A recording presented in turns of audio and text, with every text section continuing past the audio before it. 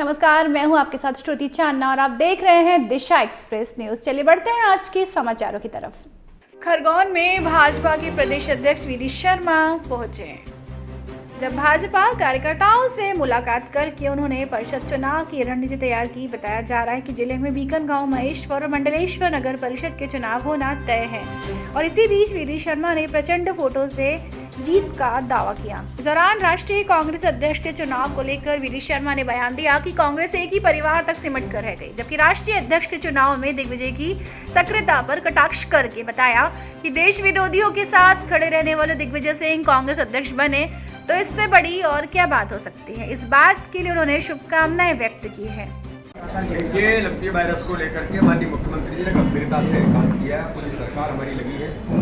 आज मैं भी एक गौशाला के अंदर गया। मैंने उन गौशाला के प्रबंधन को खंडवा के अंदर धन्यवाद दिया कि सभी 450 गाय को वैक्सीनेशन हो गया और सजगता के आधार पर वो लोग जगह जगह पर जाकर के अन्य गौशालाओं को भी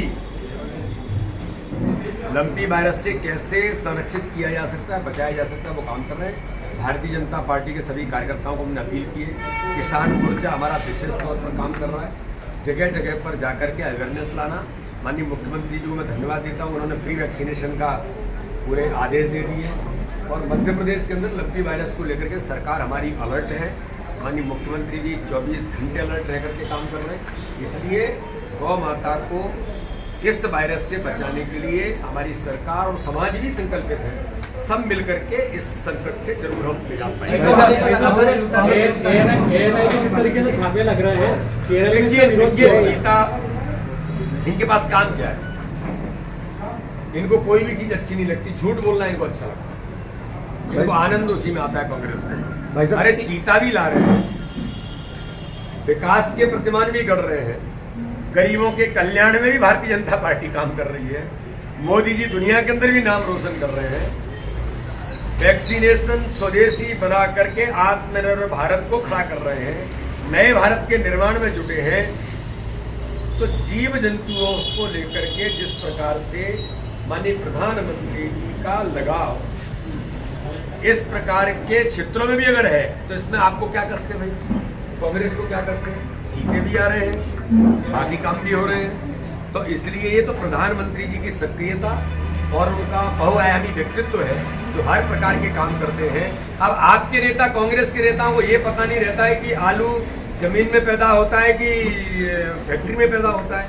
अब इसके लिए उनके पास और क्या होगा? यही बोलेंगे वो।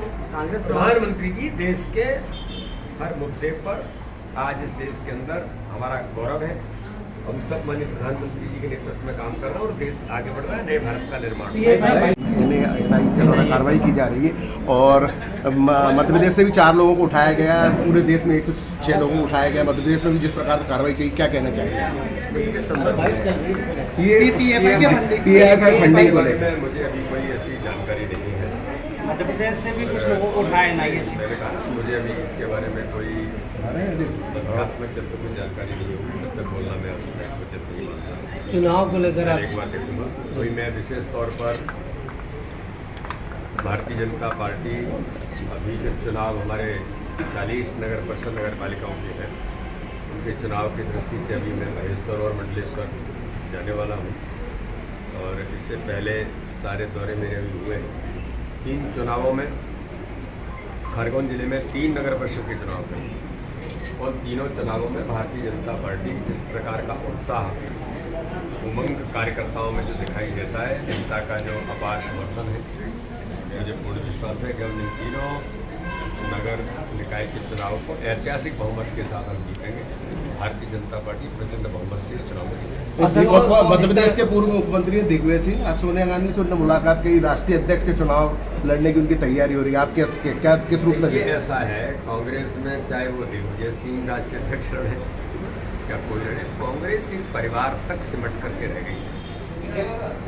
कांग्रेस की लीडरशिप अपरासिंग हो गई, कांग्रेस अपना अस्तित्व खो रही है और दिग्विजय सिंह जैसे लोग जो देश विरोधी ताकतों के साथ 24 घंटे खड़े रहते हैं, ऐसे लोग कांग्रेस के अध्यक्ष बने